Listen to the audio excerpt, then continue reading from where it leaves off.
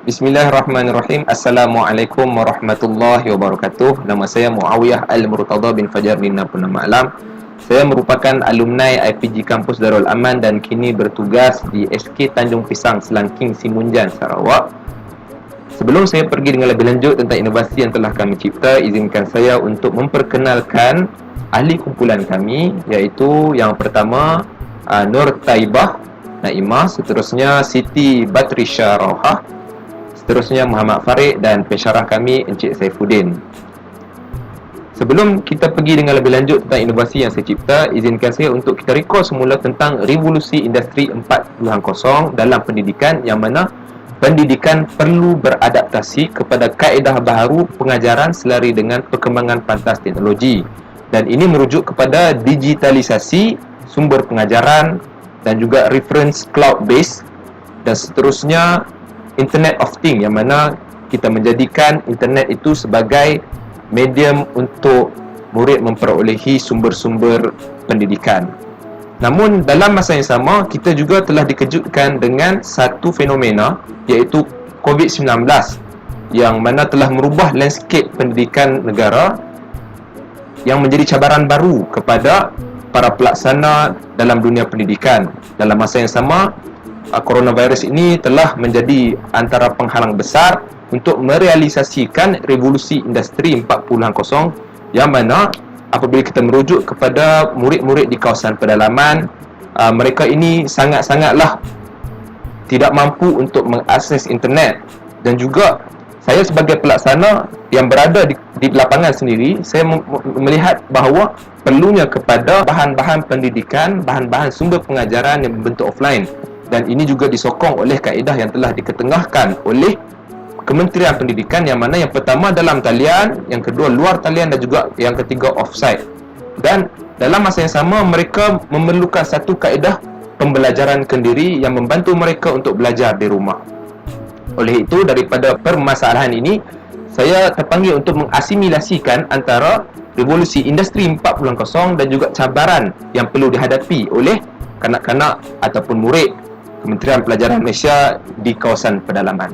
Terlebih dahulu saya ingin kita pergi kepada analisis masalah, yang mana kajian saya ini lebih kepada inovasi saya ini sebenarnya asal daripada kajian tindakan, iaitu analisis masalah. Saya telah melalui 3 instrumen penting. Yang pertama, analisis dokumen, yang kedua ujian lisan, dan yang ketiga adalah refleksi kendiri. Baik, seterusnya model yang saya gunakan dalam kajian ini adalah tidak lain tidak bukan dalam kajian tindakan. Kajian ini telah menggunakan model Chemist McTaggart 1988. Namun apabila saya ingin melakukan penambahbaikan, saya menggunakan model Scamper dalam melakukan inovasi terhadap intervensi yang telah saya temui melalui kajian tindakan yang telah saya laksanakan. Dan peserta kajian tindakan ini terdiri daripada 5 orang, iaitu daripada kelas 5 efektif, dan juga 3 lelaki dan 2 orang perempuan daripada Sekolah Kebangsaan Teluk Malik di Jitra. Dan mereka mempunyai pelbagai kemampuan. Baik, ini adalah model Scamper yang telah saya jalankan kepada intervensi yang saya lakukan, yang saya temui untuk mengatasi masalah murid, yang mana yang pertama, substitute menggantikan PDPC yang berasaskan bahan maujud kepada bahan berasaskan digital dan ICT dengan kaedah didik hibur dalam pedagogi berteraskan abad ke-21. Seterusnya, combine menggabungkan sumber-sumber PDPC, iaitu audio visual, video, permainan digital, permainan bahan maujud, dan pendekatan kolaborasi antara murid serta komunikasi dalam satu sistem untuk meraihkan kecergasan pelbagai murid. Seterusnya, adapt, beradaptasi dengan penerapan heterogogi, pedagogi dan juga cybergogi dalam integrasi bahan dan medium pembelajaran melalui intervensi yang dicipta. Seterusnya, modify, iaitu mengubah suai mengikut keperluan pembelajaran maya dengan memberikan ruang akses QR code YouTube dan Instagram sebagai platform PDPC atas talian untuk penerokaan ilmu ataupun cybergogi. Seterusnya, put to another, yang mana penerapan kaedah gamifikasi, iaitu bermain untuk pembelajaran kendiri, penyelesaian masalah dan pembelajaran bersama komuniti yang merangsang perkembangan heterogogi, pedagogi dan cybergogi murid. Dan seterusnya, eliminate, eliminate, iaitu penambahbaikan dengan menghapuskan sumber-sumber yang tidak perlu, dan melakukan pembetulan sepanjang proses pembinaan dengan rujukan pakar. Dan yang terakhir adalah melakukan penjenamaan kepada integrasi medium yang telah saya lakukan sebentar tadi. Medium pembelajaran, integrasi medium pembelajaran yang pelbagai yang telah dibina menjadi satu produk PDPC yang holistik yang dinamakan sebagai Kotak Gembira. Inilah teknik Scamper yang saya lakukan untuk menambah baik intervensi yang telah saya temui ketika kajian tindakan. Seterusnya, ini adalah model pembelajaran yang saya ketengahkan, iaitu model ingatan Atkinson-Shirfin 1968, yang mana model ini menyatakan bahawa dalam proses mengingat, murid perlu melibatkan deria visualisasi dan juga deria auditory, iaitu deria pendengaran dan juga deria penglihatan yang mempunyai pelbagai warna. Seterusnya, ini adalah komponen inovasi dan novelty produk saya. Yang pertama terbagi kepada 3 komponen utama.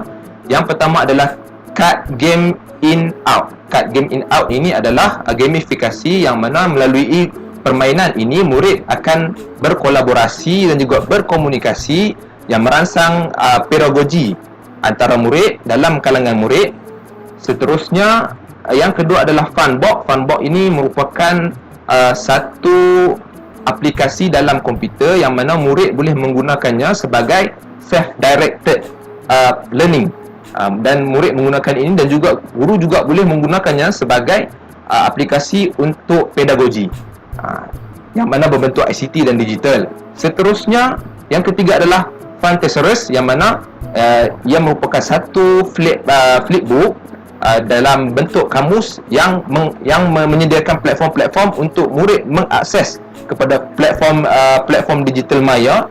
Daripada situ murid boleh mengakses bahan-bahan yang membantu mereka untuk mengingat dalam Instagram, YouTube. Dan platform ini adalah platform Instagram, YouTube ini merupakan platform yang kerap kali dikunjungi oleh murid-murid. Seterusnya, ini adalah anugerah inovasi. Buat kali pertamanya, inovasi ini telah memperolehi silver dalam Arabic International E-Innovation Teaching and Learning. Dan seterusnya, ini adalah potensi komersial, yang mana Funbox ini terdiri daripada seperti mana yang saya terangkan tadi, ada 3, iaitu yang pertama Card Game In Out, yang kedua Funbox, dan yang ketiga Funthesaurus. Ini adalah visual inovasi saya. Okey. Seterusnya, objektif secara umumnya inovasi ini menyediakan pendekatan gamifikasi dalam PDPC bagi menepati prinsip fun learning dan pendekatan didik hibur dalam kalangan murid serta meraihkan kecergasan pelbagai, iaitu multiple intelligence yang ada dalam diri murid. Yang kedua, membantu murid meningkatkan kemahiran membaca dan mengingat kosakata bahasa Arab dengan pendekatan lebih santai, pembelajaran yang bermakna dan menyeronokkan. Dan yang ketiga, mengetengahkan pembelajaran kendiri dalam kalangan murid, penerapan bahan berasaskan ICT, akses maya dalam bahan PDPC dan pembelajaran kolaboratif bersama rakan. Baik, ini adalah dapatan daripada kajian tindakan yang telah saya laksanakan. Secara umumnya kita lihat memang berlaku peningkatan dalam kelima-lima responden. Seterusnya, ini pula data kajian untuk analisis soal jawab terhadap guru, yang mana contoh lihat di sini. Instrumen yang pertama, guru menggunakan BBM dari sumber multimedia. Sebelum kajian, guru mempunyai masalah untuk mengakses BBM dalam bentuk multimedia dan juga ICT. Namun selepas daripada kajian, berlaku peningkatan, dan begitu juga seterusnya untuk instrumen-instrumen yang berikutnya. Dan ini adalah impak inovasi, iaitu yang pertama, membantu guru memperkaya bahan PDPC terutamanya pada pembelajaran abad ke-21 yang mengetengahkan bahan-bahan bersumberkan ICT, multimedia dan digital. Seterusnya, menyediakan pembelajaran kendiri berasaskan sumber-sumber bahan digital dan online. Yang ketiga, mewujudkan suasana berprinsipkan fun learning dan gamifikasi kepada murid untuk belajar sesuatu isi pembelajaran dengan lebih efektif. Dan yang seterusnya, memudahkan murid untuk memahami isi pelajaran yang disampaikan melalui pendekatan inquiry. Sekian, Assalamualaikum warahmatullahi wabarakatuh.